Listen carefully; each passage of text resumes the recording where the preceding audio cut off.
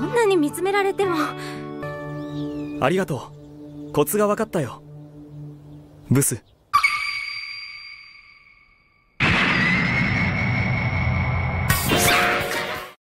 তো নারুটো অ্যানিমের কথা আসলেই একটা ক্যারেক্টারের কথা সবসময় উঠে আসে এবং সবাই বলেও থাকে, এবং সেটা হচ্ছে সাকুরা, দ্য ট্র্যাশ।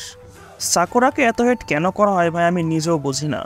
কারণ একটা অ্যানিমি চাইলে যে কোনো ক্যারেক্টারকেই অনেক ভালোভাবে ফুটিয়েও তুলতে পারে, আবার অনেক ভালোভাবে ডাউনও করতে পারে। তুমি যে কোনো ক্যারেক্টারের মেন অ্যাবিলিটি বা স্ট্রেংথ বা তার যে ক্যারেক্টার বিল্ড আপ, সেটা যদি তুমি খুব ভালোভাবে জানতে চাও তাহলে তোমাকে অবশ্যই সেই অ্যানিমির মাঙ্গাটা ফলো করতে হবে। কারণ অ্যানিমেশন যারা করে তারা অনেক সময় মাঙ্গার সব কিছুই কিন্তু অ্যানিমেশনে দেখায় না। অনেক সময় তারা মাঙ্গা থেকে অ্যানিমিতে অনেক কিছু চেঞ্জ করে দেয়। তো মাঙ্গাতে সাকুরাকে যেভাবে দেখানো হয়েছে অ্যানিমিতে কিন্তু সেভাবে দেখানো হয়নি, যার কারণে অনেক নারুটো ফ্যানরা সাকুরাকে হেট করে থাকে। তো আজকের ভিডিওতে আমি কথা বলবো সাকুরা আসলে কতটা ক্যাপেবল এবং সে কি আসলে একটা কাগে লেভেলের হতে পারে।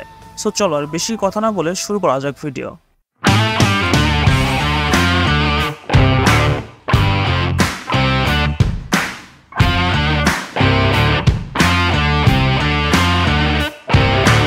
Is sakura Kage level?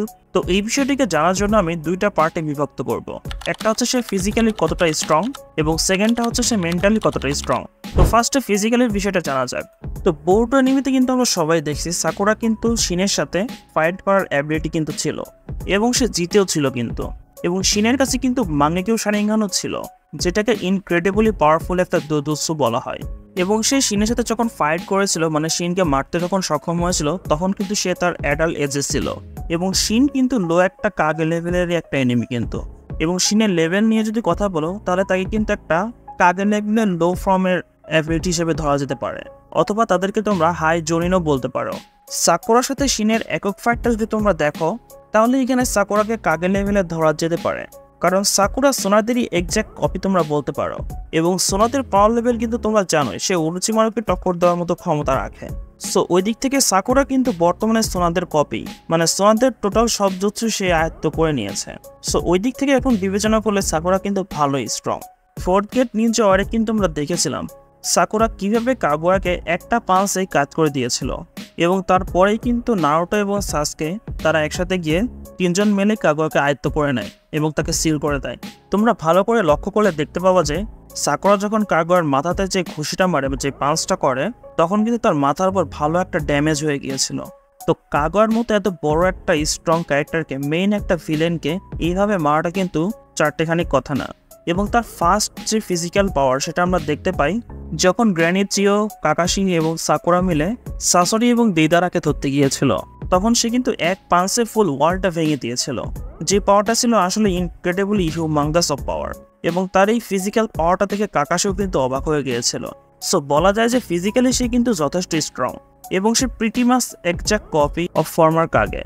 এবং বর্তমানে সাকুরা কিন্তু অলরেডি তাকে সারপাস করে দিয়েছে, মানে সোনা তাকে সারপাস করে দিয়েছে। সাকুরার যে মাউন্টেন ক্রাশিং স্ট্রেংথ এবং তার 100 হিলিং সিল যে অ্যাবিলিটি, সেটা আসলে অনেক ইমপ্রেসিভ এবং অনেক পাওয়ারফুল একটা অ্যাবিলিটি। সো এখন জানা যাক সে কতটা মেন্টালি পাওয়ারফুল। আমি জানি অনেকে এখন এটা নিয়ে আমার সাথে ডিসএগ্রি করবে, বাট আমি বিশ্বাস করি যে সে মেন্টালি এনাফ স্ট্রং। এবং সেটা কেন তোমাদের আমি সেটা বলছি। তোমরা যদি বর্তমান সাকুরাকে দেখো তাহলে দেখতে পাবো যে সে বর্তমানে তার নিজের একটা ক্লিনিক রান করছে, এবং তার আন্ডারে কিন্তু বর্তমান ইয়ং শিনোবিরা মেডিকেল স্টাডিজ করছে এবং প্র্যাকটিসও করছে। এবং সে কেন মেডিকেল কর্পসের হেড এবং তাকে কেন বানানো হয়েছে হেড, সেটা তোমরা এই প্যানেলটা দেখলে বুঝতে পারবা। আমি তোমাদের স্ক্রিনে দিয়ে দিচ্ছি, তোমরা পজ করে পড়ে নিতে পারো। সো এই প্যানেল অনুসারে সে কিন্তু কোনোয়ার বেস্ট মেডিকেল নিনজা, যার অর্থ তার এই স্কিলটাকে কোনোয়া কাজে লাগাতে চায়। মানে এখানে বোঝানো হয়েছে যে সে যদি ইন্টায়ার মেডিকেল কর্পসকে হ্যান্ডেল করতে পারে এবং শিনোবিদের লাইফকে যদি সে কনস্ট্যান্টলি বাঁচাতে পারে, তাহলে একদিন না একদিন সে ভিলেজকে মেনটেন করতে পারবে as a medical Ninja head. এবং আমার কাছে এটা আমার পার্সোনাল অপিনিয়ন, আমার কাছে মনে হয় সাকুরার মধ্যেও সোনাদের মতো নেতৃত্ব দেওয়ার, মানে লিড দেওয়ার একটা স্কিল আছে। তোমরা যদি বর্তমান সাকুরাকে দেখো তাহলে এটা তোমরা খুব ইজিলি বুঝতে পারবা। যখন কোনো ইম্পর্টেন্ট সিদ্ধান্ত নেওয়ার কথা আসে তখন সে সেটাকে তার থট অফ ভিউ থেকে খুব কুইকলি চিন্তা করে নাই, কিন্তু সে অন্য সব ভুয়াগাদের মতো এত চিন্তাভাবনা করে কিন্তু টাইমটা নষ্ট করতে চায় না। মানে কুইক ডিসিশন নেওয়ার অ্যাবিলিটি তার মধ্যে আছে। মানে মনে করে এখন একটা প্রবলেম হয়ে গেল, সে কুইক একটা ডিসিশন দিতে পারবে এই পরিস্থিতিতে কি করা উচিত। বিষয়টা আসলে এমন, এবং এই মোমেন্টে সে যে ডিসিশনগুলো দেয় সেগুলো কিন্তু আসলে অনেক কাজেরই হয়। সো এই কনক্লুশন থেকে আমরা বুঝতে পারি যে সাকুরার মধ্যে মানসিক এবং শারীরিক দুইটা অ্যাবিলিটি আছে, যেটা একটা হোয়াগে হতে লাগে। বাট আমার মতে মেডিকেল ডিপার্টমেন্টের জন্য সাকুরা একটা পারফেক্ট লিডার, এবং বর্তমানে সে একটা মিড হাই কাকে লেভেলের নিনজা হিসেবে আমি মনে করি। সো এটা ছিল আমার সাকুরাকে নিয়ে পার্সোনাল অপিনিয়ন। তোমরা তাকে নিয়ে কী ভাবো সেটা আমাকে কমেন্টের মাধ্যমে অবশ্যই জানিয়ে দাও, এবং ভিডিওটি যদি ভালো লেগে থাকে অবশ্যই ভিডিওতে লাইক করে দাও এবং চ্যানেলকে সাবস্ক্রাইব করে দাও। দেখা হচ্ছে নেক্সট ভিডিও নিয়ে। Till then, tata, bye by.